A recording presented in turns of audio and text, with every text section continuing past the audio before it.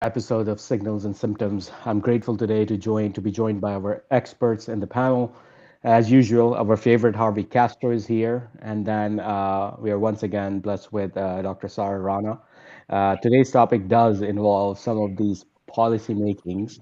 This all started essentially. I was invited to two grand rounds and go and speak, and then I realized that how I'm going to talk about artificial intelligence in healthcare, and then I realized like how much do I need to tell them, and then what is going to be the impact of AI on the future generation of medicine.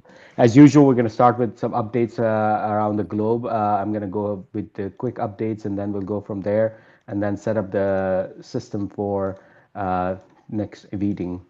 Um, this is an interesting article from McKinsey, The End of Inertia, Agentic AI's Disruption of Retail and SME Banking. I'm just going to be honest with you. I'm personally using AI more and more for what we call decision making. So comparing two different products and everything, and they have realized that this is where exactly the rubber meets the road. And this is exactly going to happen in healthcare as well, where agentic AI is going to basically choose who's your next physician going to be, what type of next surgery going to be, etc. So a very interesting read of how agentic AI's disruption of retail and then eventually, of course, small business banking is concerned. This is again another hidden drivers of HRM's performance of ARC AGI. AGI is a concept that is called, artificial general intelligence. One of the things that they realize is, again, coming back to the neurons and the brain, where AAN, artificial neural networks, resemble neural structure, synapses, and all of that. But more importantly, they understand that they're lower level representation of human beings, which is our, basal ganglia to all the way into our, spinal cord, while you have the frontal pre-cortex, which is our reasoning engines. And then that's where they are using the word hierarchical reasoning models are coming back, where they have two levels of lower levels and higher levels. And from a technical architecture, I can tell you that we are also mixing up what we call foundation models and small large language models to get the most optimal reasoning cost and latency. So things are definitely there. This is again a completely available through GitHub to review this if you guys are technically so inclined. Interestingly, finally, AMA, American Medical Association, is adopting. They updated on the August 7th, augmented intelligence in medicine. They are providing some AMA policies, etc. We're going to bring back Dr. Sarah Rana one more day and understand on this as well. Samsung acquires X Health, interesting, between wellness and medical care. And this is really where the boundary meets. I mean, when I put my investor hat on, we call MedTech, which is essentially, FDA approved products, etc. We talked about Whoop last time, which is a wellness product, and then FDA said that you're encroaching on the med boundary. And what is a wellness product? And the idea is that this is where the boundaries are mixing because with the advent of AI and these digital health technologies, wellness and medicine is becoming more and more synonymous. And interestingly, it opens up a whole big market for us. Interestingly, medtech companies to be acquired by health tech companies or wellness companies. Very interesting evolution in this space. Uh, Electronics course summarization by large language models. This is very interesting. This is something that we are really dabbling into. This is essentially one of the major pain points of all physicians that we have what we call right information at the right time in the right format. These are important things, and they did a complete study on this, and they were able to see that despite potential influence of time constraints, the study supports feasibility of physician LLM partnership. Again, this is what we call human AI design, which is, by the way, one of the things that we are very interested in making over here at Save Life AI, and we are constantly evaluating our user experience. And you can see that this is something that this is very feasible and, more importantly, very important. One of the things that we call about is, I don't know, Harvey, I think we really need to get into this one day. It's called digital twins. And then I will Mm-hmm. actually show through this that how do you accelerate clinical evidence synthesis? And there are two types of it. One is what we call, technically people will say what the word fake, but at the end of the day, this is through generative AI, you are creating some of these, but they actually created something called trial mind. And the idea is while you're taking care of your patients, etc., the AI in the background constantly goes through these things and essentially converts all that perspective data real time and then converts it into a potential whole clinical trial as well. And the idea is to constantly create clinical evidence with with the assistance of large language models, which is then technically very easy to do, believe it or not. I mean, I can tell you from a technical perspective, but it is very interesting how they did it. I love this whole process, and you should read it. Very important. Now, I'm gonna this jump is, in for a sec. go ahead. I created a digital twin of myself. I took all my books, all 27 or 8, and then put them into my website. And then now you can have a chat with me, and it's free. And then it's that idea, it's what I'm doing, or any blogs, any things like that. It's all there. Just kind of simple example. Amazing, dude. I have to do that too, by the way. I love to learn from you, from all your books and TED Talks and everything. So that's great to know. So just let's just make sure that Nicole, we put it in the Substack and the show notes and everything. Um, so this is one thing that I wanted to show. Normally I don't. So this is clearly one of those places where, so as you can see, the robot is actually folding laundry. Now, why is that so important? It is important as compared to other benchmarks. Technically, it is a benchmark. Folding laundry is a benchmark. If you can fold laundry, you can do a lot more things as far as robotics are concerned. So this is the first time that a robot is being shown without a tele. So there's two things. Most of the robotic videos you've seen is through tele, right? A operator is doing this in the next desk, and they have all these sensors, and the robot just follows them. But this time, it is actually done autonomously. So this is a big leap. Interestingly, I know it's just folding laundry for us, but it is insane amount of technical input that goes into this. So we are entering into an era of AI robotics that we have not seen before. Again, it is getting harder for me to keep up with this. By the way, we discussed last time the Z.AI. They actually released another model, which is a visual language model, V4.5. Fantastic model, completely free. And then if you look through this, it is beating up a lot of benchmarks that are already established. So we are getting more and more uh, open source model that are better at many things, including coding. Again, last time I explained to you guys that why coding is important. Think of it. If you have a task, the large language model may not be able to do it. What you can do is the large language model can create a software. That software is going to be able to do it. So the better that large language model is at coding, it can so much improve itself by doing solving real life problems. So again, these are very important things from a technical perspective when you understand the importance of this. Now this is something that is a whole podcast, and this is a new thing. The word they're calling is AI psychosis.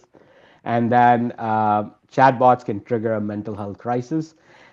This is becoming a little bit of news out there, so I just wanted to put it out there. But at the end of the day, I think it's a little bit full my blown, and this is going to relate to what we are talking today, and then we're going to discuss some of it actually at the end of the podcast today. And then this is a must read. Anyone who is interested in artificial intelligence and then how the general intelligence is going to go through. This is from the ARM company and MIT Technology Review. They go through this and they define the way that honestly that I have not really seen superbly defined AGI, what the impact will be. We're going to put it in the show notes, just that you know growth is compounded. The future stack, you can see that the software is becoming more and more important. Infrastructure layer is that we have solved through NVIDIA and all of it. So very important read. You guys should definitely look into this. Now, coming back to today's topic, the first and foremost, we're going to talk about your brain on ChatGPT, accumulation of cognitive debt when using AI assistance for easy writing tasks. Now, again, the word is easy writing task over here, but then the whole point is that really, how does constant use of AI impact our cognition? And then just going to start with a very crude example that people who, so they actually put EEGs on, and these are microcap EEGs. You can have actually up to 21 for clinical purposes. For these kind of research, we actually have more than 21. It is a micro cap EEG. You basically hold up a micro. Sometimes you have to use the glue or not. You hook it up, and then the idea is that they measure brain activity, and brain activity is alpha, theta, delta, and beta. Again, these are some details, but at the end of the day, alpha means fully awake, etc., concentrating, and then you go into these theta that are super concentration and all of that. And the idea really that they realized that that they did three people comparison: one without ChatGPT, two with Google search, and three with ChatGPT. And then they realized that people who were using ChatGPT had a lower brain activity, lower final ownership on the task, and number two was the Google search, and finally, people who were writing personally with their own hands had the highest amount of brain activity that we can think of. I'm gonna go ahead and let Harvey open up what his thoughts are initial when he learns about this, and then Dr. Rana, and then we'll continue the conversation. Yeah, no, the first thing that comes to mind actually, when this article came out, just by chance, I actually was at a function that the author of this paper was at. So I'll have to send you pictures, and it was pretty cool, and it was nice. And we actually ended up having dinner about this topic, so it's kind of cool. But big picture, the way I see it as follows, and I'll bring it down to just a simple example. When I was going through my training, I was biased in that I would love meeting foreign doctors because my foreign doctors were actually teaching me. Example, I'd go do a physical exam and they would do all these amazing physical exams, very comprehensive. And then, no, I'm not hacking on my colleagues. I know there's some colleagues here that are amazing, but overall, I noticed that they had amazing skills. And I would ask them, how the heck are you so freaking good at this? And some of the things, and they're like, Harvey, in my country, we don't get a CAT scan. We don't get these luxuries. So I have to do my best with my hands and my tools. And that really blew me away. And I want to share that analogy because I see the same parallel with this. If I use AI and it becomes my crutch and it becomes everything, well, guess what? When the electricity is out, and when I joke with kids and say, hey, we're turning off the Wi Fi, it's like, holy crap. But if I'm using my hands, I'm using my muscles, my skills, then guess what? This muscle up here is not going to atrophy. But if I depend on it, and this is the crux of this article, and that's why I wanted to kind of start with that story. So beautifully analogy done. Dependency on technology is not just about AI. Has been going on from MRI machines to, I don't know, electronic health records. And I agree with you, Dr. Rana. Your thoughts? Yeah, I think it's really interesting because when we write policies or think about frameworks for AI, we really define the categories as AI assisted or AI generated. So, has the AI tool actually made the whole document for you, the whole presentation, or have you just used it as a helping tool to get where you are? And so, I think a lot of the times, a lot of people will just rely on AI to do all of their work for them, to not even use their brain and muscle to the point where they can get to doing it on their own. And it's gotten to the point where people are completely reliant that when ChatGPT like shuts down for a little bit or you can't even access the whole world is kind of over. And so I think it's I mean it really is, especially for people in like younger generations. They can't live without it. And I don't know if you guys read the article about like ChatGPT being a person's boyfriend or girlfriend. It's gotten to that point too now where they're like, instead of Mm-hmm. even going on dates and meeting people and going in relationships, they'd rather just rely on ChatGPT as their best friend or companion. And so I think it's a really interesting issue we have to deal with today, and trying to figure out, how we best use tools that can really enhance our knowledge and understanding and make our lives and processes easier, while also being mindful of our brain and what we're capable of. Now, let me put a little bit more spin to the overall document for the overall discussion here. So, this is another study that literally, I don't know if it came out this week or not, but this is, of course, when new study suggests using AI makes doctors less skilled at spotting cancer. So, the study is in Lancet Neurology, and they, ended up talking about endoscopists that after exposure to artificial intelligence, called a multi-center observation study, they found out that continuous exposure to AI might reduce ADR of standard and non-AI assisted colonoscopy, suggesting a negative effect of endoscopic behavior. Now, again, I'm just going to be on like, for preparation of this particular talk, right? I mean, you were right. I mean, I actually ended up asking my different favorite, AI, and then understanding like how this is, like how it was done, the methodology. Then I understood like band by band analysis, all of this, and I put a lot more information into different AIs. And you're absolutely right. I actually did make a presentation with it, Dr. Rana. So the idea was that, and by the way, this is Z.AI. We we're talking to this company as well. This is beautifully done. I mean, I'm not just gonna be honest with you. I mean, and then if you look at the input that I gave is insane, right? I mean, I went through first I started with Perplexity, did some research, and I went to Gemini, and then I went to Z.AI to finally do this presentation, right? Brain only, search engine only, LLM, highest, medium, lowest. Look at this, done beautifully. As a matter of fact, some of these things that I was not actually, I was reading through this and they pointed it out so beautifully. Like I have to go through all of this, for example, just to let you know. And the word 20% is hard for me to find, and I have to double check it, and I did, and it's actually very close to 20%. So now two things. Number one, what do you first both of you can tell me like what does the future look like when I'm developing an MRI or I'm going to talk to a bunch of medical students about AI. What do we think the future will look like when this is just the beginning? I mean, if you know, like the FDA has approved from now 900 to 1,000 devices, which one of us is ours, we're going to have six of us. We again understand the same thing. Like there's a spectrum over here that Harvey suggested, we need these for saving lives and limbs in the lower income countries as well.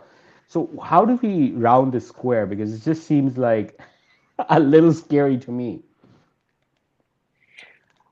I'll jump in and say AI can suggest, but doctors and us healthcare professionals can save lives. I truly think it's the human plus AI working together to do that extra. Example, you look at us right here, we have years of clinical experience and nothing on the medical students or the residents or the new grads, but they don't have those years of experience. So when AI lies to them or is turned off, this thing up here we have developed, we have that clinical gestalt, we have that feeling, and also I'll throw it out there, that connection, that humanity that's here, that I'm creeping into the camera and there's like that intimacy. I just don't see the robot be able to capture that moment. Dr. Rana, your thoughts? Yeah, I agree with that. Just the overall medical training system, as well as all the years of experience you get with that, I don't think technology can replace that. And so you really have to see AI as a tool to get you to your end, as a means to get there, but not a fully, competent technology that you can't live without. And so I think it's really important to make sure that you give that final check and you give the accurate, results and answers, and you make sure to compare it against others to really see, like, is this accurate, is it not? And there's so many times I've used so many AI tools in medicine and it's been either wrong or I've had to check through it or change, outputs. I think another thing you touched on when you showed the presentation tool is you fed really good prompts to get to your answer. So it's also important to educate ourselves on really good techniques such as prompt engineering or other ways to really make sure you're using the tool in an efficient manner to get the results you want. Yeah, and I want to add to her point. It's all that, again, it's that human, right? It's you, how you found the data, your clinical gestalt. I always say doctors are better at quote unquote prompting. It's because we speak the language of doctor, you know, and that's why we're better. And then the output, we can read it and dissect and then fine tune it and say, no, this is better. And then to your point, the research you did and the way you created the prompting, it's not by accident. You fed it good data in, good data out, but then it's again your personality that's in that presentation. So let me figure it. There's a dichotomy, but let's just be honest at this point in time. There is human behavior. We always choose convenience over difficulty. At least I do. I'm just not. I don't want to offend anyone over here, but let's just be honest. I mean, and then the second thing is, of course, clearly. I mean, these are physicians that are, sorry, Mike, I'm clicking the wrong button. They are actually fully endoscopists, right? These are GI specialists who have done colonoscopies over years, and then we come into this situation that they have been assisted by AI, and then the electricity goes off with the AI, and now they're 20% worse. So, and that's true with any technology. I mean, if you look at it, the word endoscopy, before endoscopy, what was our chances of actually, finding cancers, right? So that technology in itself was very important. Building up the endoscopic machine, which is a technology, was extremely important as well. But there are three things that we sort of summarize in my head. Number one, we need to have thoughtful engagement with AI. The person who's having thoughtful engagement will always win with the AI and continue to preserve the cognitive load. That's number one, what Harvey points is. Dr. Sarah suggested that number two, those who go bad and then constantly just depend on the AI and will fall into traps of I don't know, being lonely with AI, and they have AI girlfriends. So that's that's the other extreme. And then my problem also is that I feel, and this is something, just a feeling, and I'm just talking out loud, because this is what this podcast is about: being real people talking about real shit. So while I'm looking through this, although my cognitive power is going more and more, I'm actually getting into developing some of my own agents just to help me be more lazy. And what does the future look like for me is that, yes, I mean, a lot more data is fed in. Like, as you started, Harvey, you already have a digital twin. You're just constantly feeding it, and you're gonna, at some point in time, you're gonna say, should I ask the real Harvey or the digital Harvey? Like that's where my problem comes in. Well, let's talk about that. In about 9 to 10 days ish, I'll be speaking in Denmark, and one of the things I wanted to play with was, when the Q&A session, put my digital twin, have my digital twin answer, and then I answer and let the audience see which one they like more. Now, the other thing I want to say here is, Dude, we it's need to do so this on this podcast too. okay. We'll do it too. The other thing I want to say here is, we're having smarter tools, but we also need smarter doctors and end users, because my favorite phrase that I'll say it all year is, we don't know what we don't know. And having these tools, if we rely on them too much, they may start hallucinating quote lines, something along those lines, and then guess what? We're the ones that are signing on the dotted line, or saying the things that AI is saying, and then we look bad. You are so right on the dot. I mean, number one, we are looking at this evolution, but I didn't get a good answer, dude. I'm gonna push on it. I'm telling you, like, look, Junaid Kalia is following Harvey's steps. He's creating a digital twin. At some point in time, how does Junaid Kalia will not become lazy, and how would the next person know that even if the real person is coming? I mean, I forgot to bring my meta classes, but you can put on my own meta. Like, we have done this. Like, we do testing all the time together when we are at coffee shop, and then who's really answering? I mean, is it me answering at some point in time, or is it just me becoming a robot to the AI? I So love that. I like your so face, Rana. What do you think, Rana? Well, when you put in the robot of folding uh-oh. Oh, darn it. See, that's when the AI didn't want her to speak, so he put her out. By the way, ChatGPT 5 release actually included that they have this less of subservience and all of that. Um, so here, let me rephrase the question in a different way. We when I started first time, we were doing paper charts. Remember, like, Harvey? Go ahead, Sarah, I Rana. don't Not know what's up with my connection. I have like 5 bars and five whatever. Anyways, It was so AI coming after you. That's what I happened. guess so. Like, I don't know. They didn't want me to talk about why I don't like humanoid robots, but There the you go. problem with the humanoid robot technologies are I don't see anyone paying 80 to $100,000 for a humanoid robot to do your efforts at such a slow rate compared to a human who can do it in a lot faster time. That's the first thing I just immediately think of. Like, what consumer is going to pay that when they can use that money for a down payment or a home, or they can go and outsource someone else to do that work for them at what, like an eighth of the cost? So that was the first kind of problem I had. The second problem with humanoid robots is the timeline to actually create something that can function like a human. I don't think it's going to be coming for the next few years because with the best products we have now, it takes so long to just, pick up a box or, help in a manufacturing facility. And I just don't understand why you wouldn't outsource that to humans who can do it at a faster rate. So for me, at the investor hat, a lot of the times you think about, there's a life cycle of a venture fund, right? It's 10 years and you want to give returns in that cycle of 10 years. I don't think that's a kind of product and space that you're going to see that return in 10 years. Yes, maybe 15, 20. So it would be more of a futuristic investment. But if you're thinking about a fund and you have to return back money to your LPs who invest in the fund, then I don't see that as a space where you're going to get that result. No, And I I know, think we are. I'm talking about it a little different. Look, what Harvey Yeah. suggested is that he made his digital twin. What it means is that he uploaded Right. basically into a Digital large twins, language yes. digital twins. Now, as a matter of fact, I actually started doing it because here's the problem. It wasn't that because I had so many things around going on. Like this is my sort of my process, right? What is my video creation process? What is my social media? Everything is now basically Yeah. digital health content, right? I want to write a book on digital health entrepreneurship. This is literally even before I'm publishing anything now.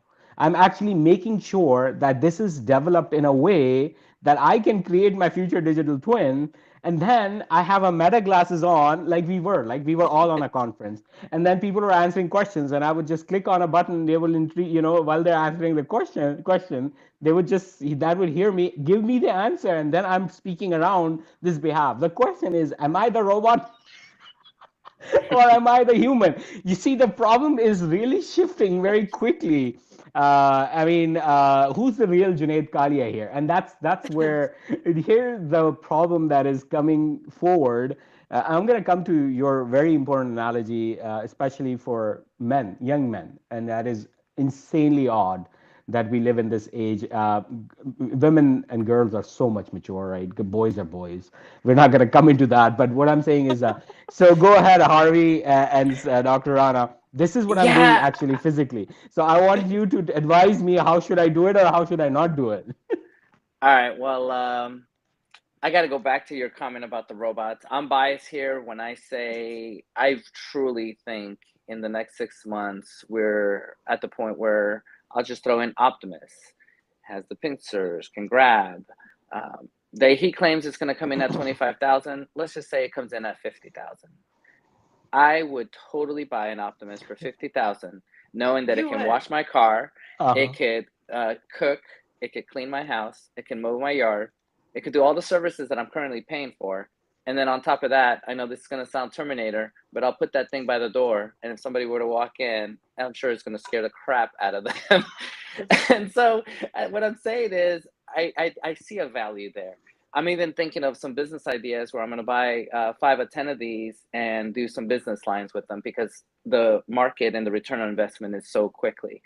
To our point here, if you look at all the stuff, my voice can tell you my blood pressure. My voice can tell you if I'm pre-diabetic. My voice can tell you if I'm going to be having Parkinson's disease in 5 years. If I put all of that in the humanoid robot, I have a hard time believing that if I talk to my nurse that's about to retire, that I'm like, whoa, whoa, whoa, don't leave. This robot is going to help me with your ADLs, lift your patients, take them to the bathroom, give them medicines. I have a really hard time thinking that's not going to be here. Now, I know it's already happening in China. I know these things are here. So I respectfully disagree. I think this will be next level. So sorry to distract from the main conversation.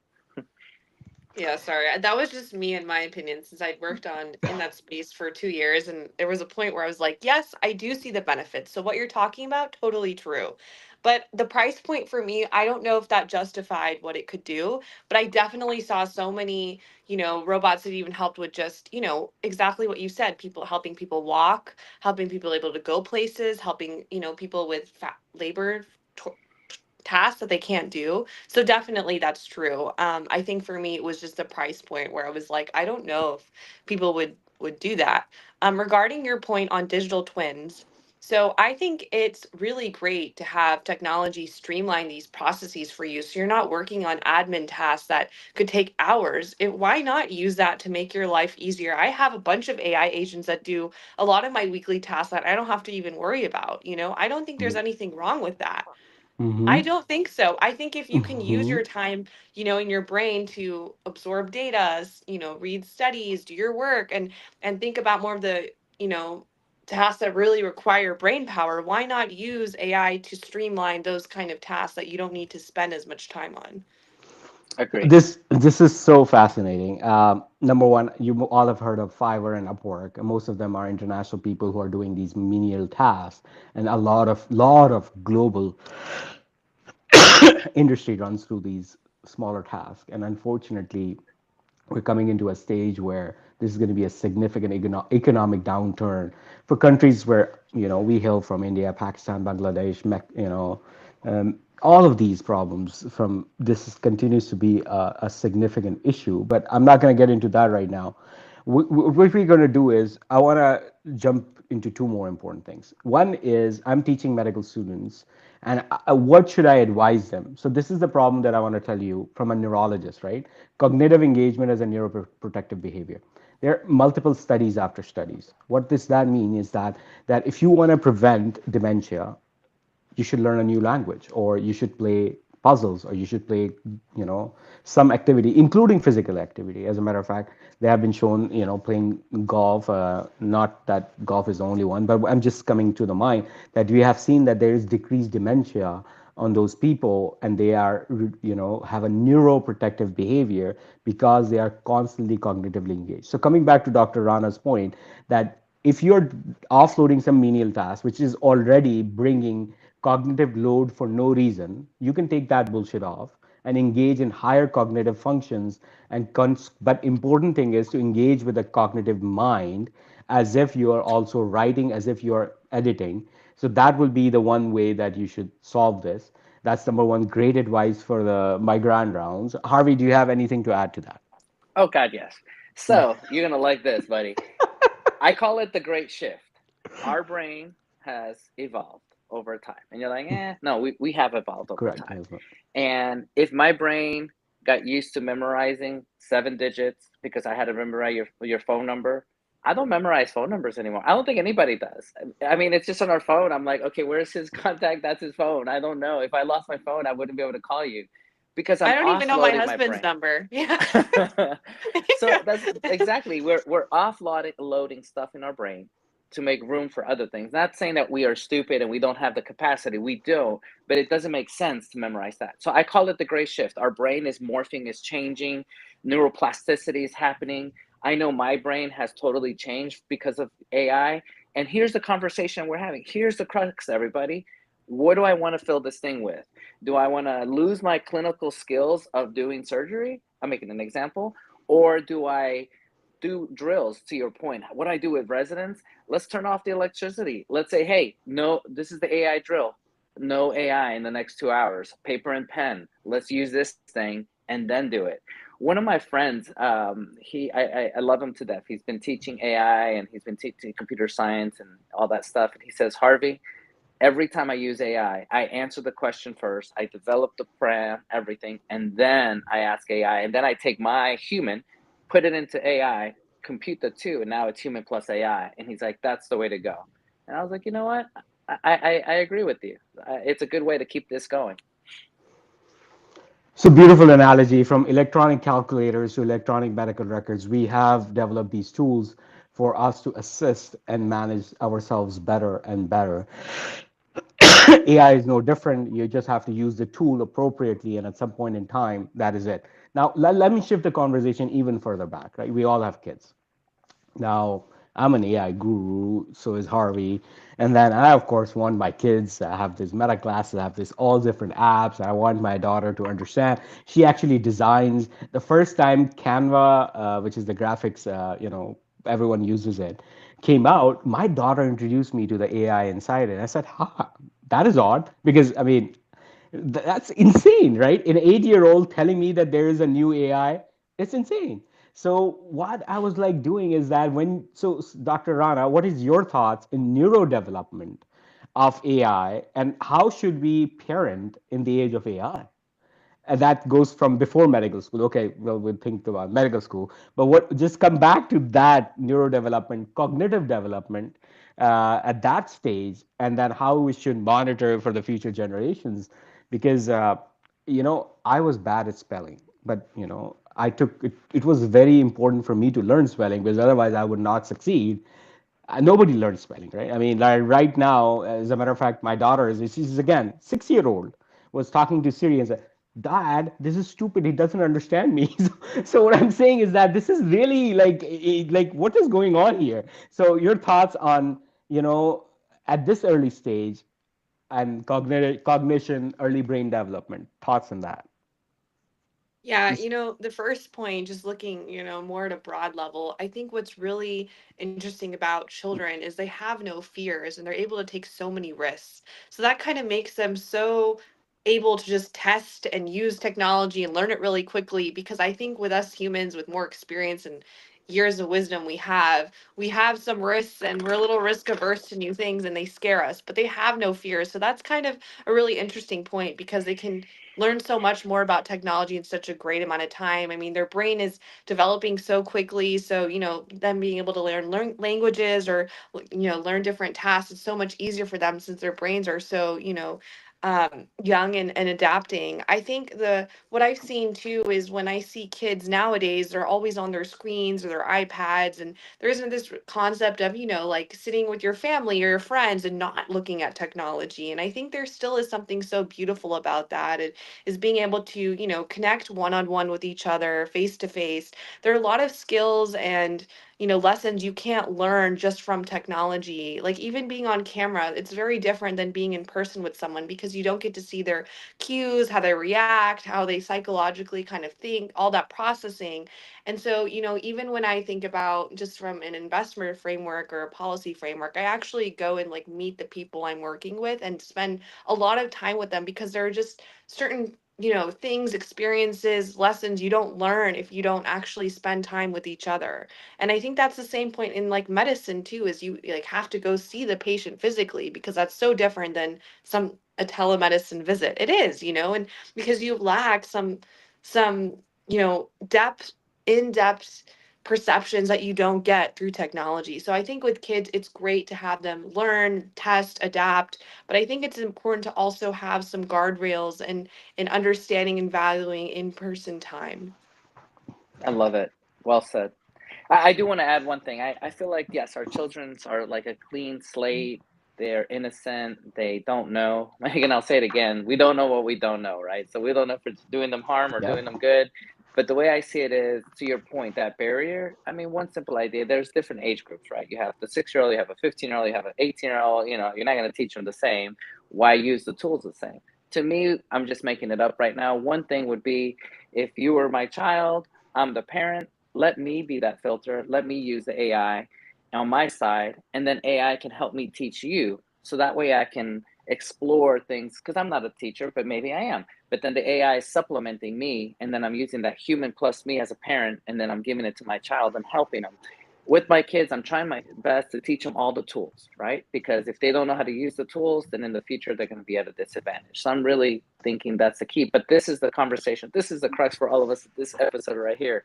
How do we balance? How do we make sure that we do this?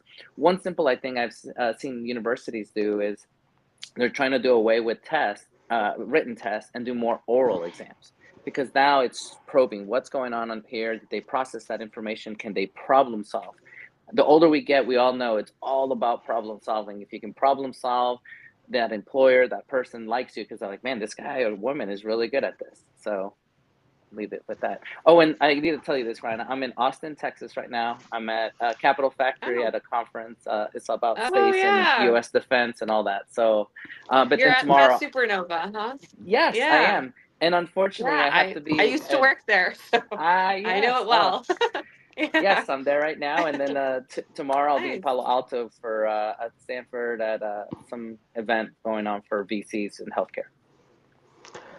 Look at his T-shirt. Look at it. Look at the badge here. That is. When am I getting my T-shirt, man? I will To be get you one. honored to be honorary part of the new era. You know what, guys? This is again, as a neurologist, what I've seen is that we have to preserve our technology.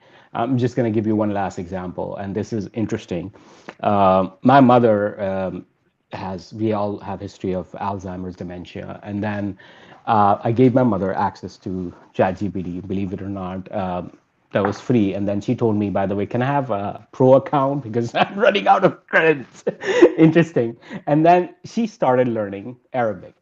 Now, since then that she has started learning a new language with a tool, and she used it as cognitive enhancer rather than a crutch. I see real difference in her mood, improvement, decreased depression, believe it or not. And the idea was that once you actually apply any tool in a proper format, it can enhance your cognitive ability, factoring in as a neuroprotective factor. And if you use this as a total crutch, and by the way, I do believe, like Dr. Rana said, at some point in time, you need to use it, right? I mean, there's this shit that I really don't want to do, right? Find a contact, send an email. Like Harvey said, nobody remembers contact informations anymore. We need to make sure that we use this tool properly. As far as the kids is concerned, so here's a reality that I realized again is that I have no control. It's what my wife decides. She's the goddamn boss of it. So some of these Hey, realities are happy not. wife is happy life, okay? I love it. So she basically decided that they cannot use it alone.